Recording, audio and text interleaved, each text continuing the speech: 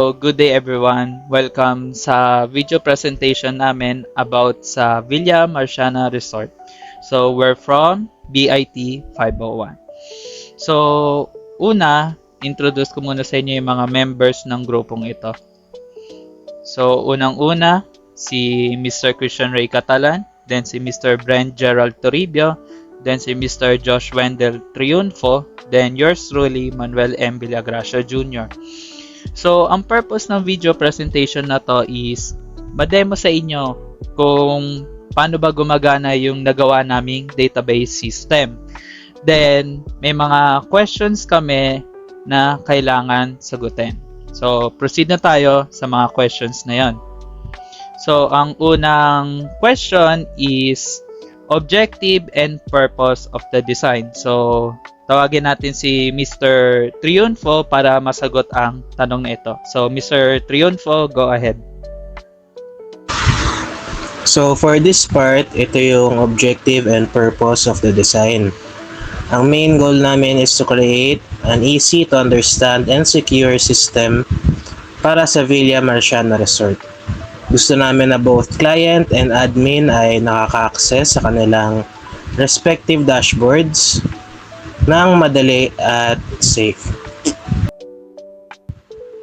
Next ay ginawa rin namin itong design na user-friendly, elegant at responsive. May login window, simple navigation at visual appealing look para ma-represent ng maayos yung brand ng resort habang sinisiguradong secure. Punta naman tayo sa pangalawang question. So, yung pangalawang question is why you choose the design concept. So, tawagin naman natin si Mr. Toribio para sagutin ang tanong na to. So, Mr. Toribio, go ahead. We choose this design concept to produce a current style and lastly a welcoming atmosphere that will reflect on the relaxation and comfort of Villa Marciana Resort. The simple layouts, simple animation, and lastly, a smooth color palette are chosen to make the website easy to navigate and visually appealing, while making sure the accessible and professional experience for the customers and users. Okay, so let's proceed to the last question, which is how the design applies to real-world use or current technology trends. So, tawagin natin si Mr. Catalan para sagutin ang tanong na to. So, Mr. Catalan, please, go ahead. So, the layout, it applies to the real-life use and modern technology trends by using a responsive design. Innovative features, and lastly is interactive features, like soft animations, modal pop-ups. It will reflect modern standards for customer satisfaction and usability, making sure the website will look well and efficient across all devices, while giving a smooth and professional appearance consistent with the present web design. Everyone, ako nga pala ulit si Mr. Villagracia para i-demonstrate sa inyo kung paano gumagana ang aming database system. So, ang nakikita nyo sa screen nyo ngayon is yung aming homepage, which is nilalaman ng, of course, yung pangalan ng resort, then yung login button, about button, contact button, then book now. Then, footer, which nagko-consist din nung resort name na ginawa naming system, then counting functions such as back to top button, then may sitemap, then contacts, then of course yung copyright. So proceed tayo, then click ko muna tong login. So ito ang aming login form. So kung meron ka ng account, pwede ka na mag-straight na login. Then kung wala, i-click mo lang tong register part, then i-fill mo lang yung mga informations na gusto mong ilagay para makagawa ng account. So lagay tayo kunwari nito, gmail.com. So password, Then once tapos ka na mag-fill, change natin yung email kasi parang nagpa-bother kasi meron ng existing na Gmail na ganun. So yan. Once na tapos ka ng mag-fill ng information, then i-click mo lang tong register.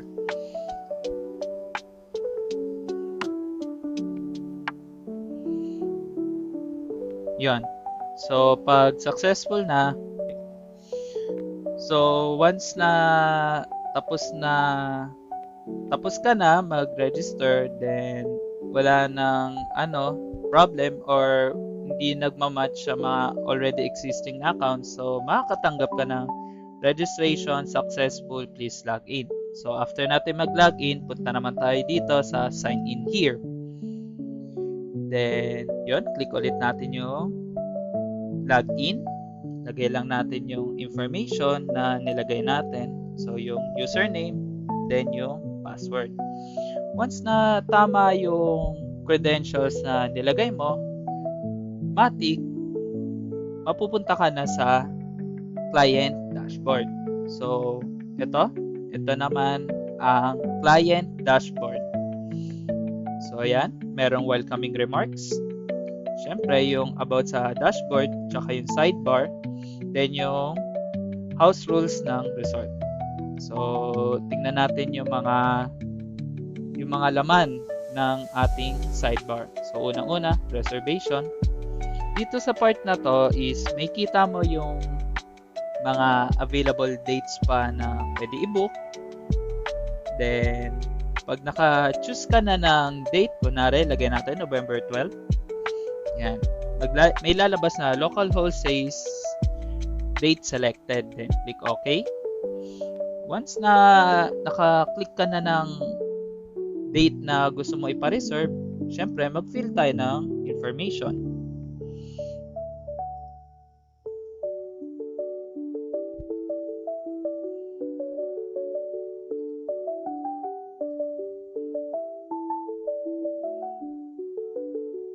Then, ayun, pili tayo or maglagay tayo ng ilang guests yung meron tayo para dun sa event na yun. So, kunwari, lagay tayo 20.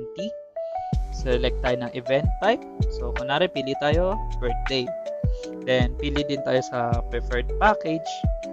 Consists ng morning, night, and luxury. So, pili natin yung night.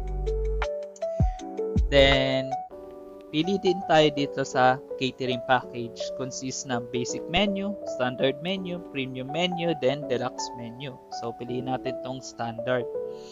Then, ayun, pwede tayo mag-leave ng note. Kahit ano naman yan, okay lang din. Then, yan. So, lagay lang natin. Additional, optional lang naman tong catering note. So, pili tayo ng payment method. Click natin to, GCash. So, once na clinic na natin yung GCash is may kita natin yung transaction number, which is this one nga. Then, may kita natin yung QR code para dito, iscan na lang natin, isend yung bayads. Then, may kita din natin dito sa baba yung total amount. So, once na tapos na tayo mag-reserve or mag-fill out ng reservation, then nasend na natin yung bayad, i-submit reservation na natin. Then, meron lalabas na reservation submitted successfully. So, balik na tayo sa home. Matik yung reservation na yon is mapupunta sa admin dashboard. So, punta naman tayo dito sa packages. So, dito sa packages na part, may kita nyo lang dito yung mga offers or mga package na ino-offer ng Villa Marciana Resort. Then, let's go back home. Then, yun sa my account. Then, dito, kung gusto mo lang naman ilagay yung full name mo, pwede mo yung ilagay. Bruce Wayne. Then, ilagay natin yung phone number. Then, optional, kung gusto mo magpalit ng password, okay lang din naman. So, kunwari, tapos na tayo maglagay ng full name natin, tsaka phone number, or kung gusto mo palitan yung email address, i-click na natin tong update information. Then yun, may magno-notif na account information updated successfully.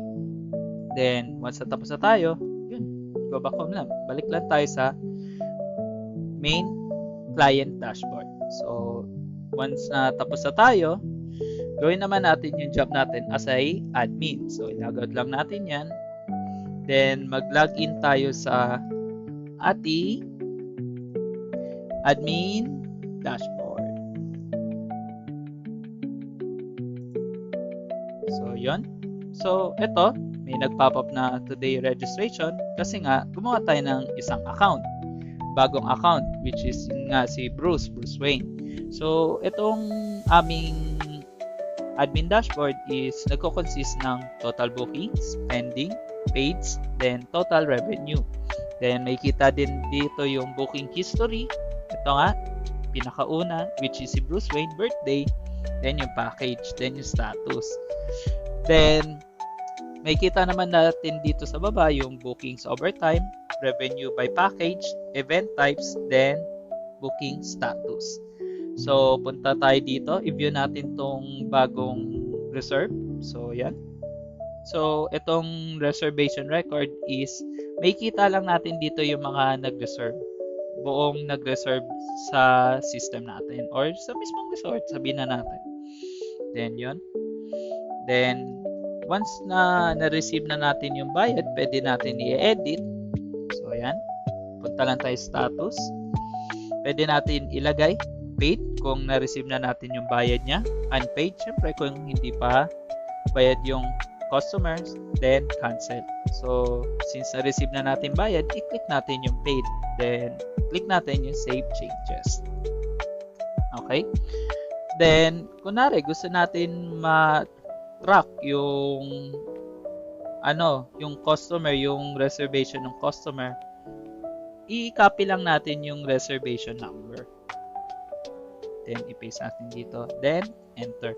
Once na type na natin yung reservation number, matik, lalabas na agad kung sino yung client yun, yung may ganong reservation number. Then kapag gusto natin makita ulit lahat, i-clear lang natin, tapos enter, then makita na ulit yung buong records. Then yan, so yan nga yung bagong status, paid. So once na gumawa tayo ng bagong reservation or in-approve na natin, of course, magbabago din to yung mga charts sa baba, katulad nito. Then yung event types natin, yung booking status, then yung revenue, then booking overtime. Syempre, dun din sa taas, magbabago din yung syempre, yung pending, wala na kasi nga binago natin yung status which is paid na nga. Then yun, 6, paid na. Then yung total revenue. So sa accounts, so dito naman sa part na to is may kita lang naman natin yung mga accounts na naka-register sa system natin. So pwede na natin siya i-edit. Palitan natin yung username, email ad, or gawin natin, or pwede rin natin palitan kung anong role na gusto natin ipalit, admin or client. So, kunwari na edit mo na to, i-click mo lang to edit button. Then, kung gusto mo alisin yung account na yan, then delete button. Then, once na tapos na tayo dito, is click lang natin yung back to dashboard. So, yun. Logout na natin. Then, yun. So, thank you everyone sa pakikinig sa aking demo. Sana magustuhan